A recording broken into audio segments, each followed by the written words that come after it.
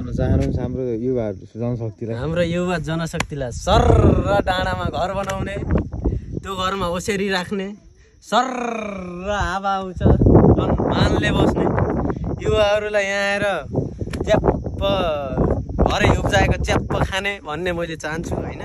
अब तर अरू जे जसो भयो नि, युवा जनशक्ति गाउँतिर फर्किन पर्यो भन्ने मैले चाहन्छु होइन।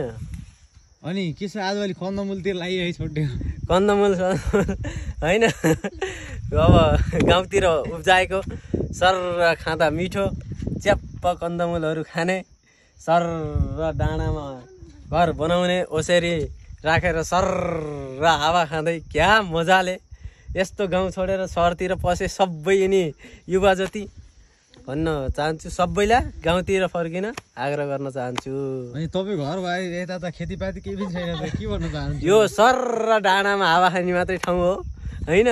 अर्को डाँडामा खेतीपातीवाला डाँडामा घर छ, त्यो कुनै दिन विशेष तरिकाले देखाउँला भन्न चाहन्छु। खेतीपाती हुने डाँडा घर चाहिँ हाम्रो यहाँबाट त्यहाँ पर्छ ठ्याक्कै, यो भएको ठ्याक्कै घर हो।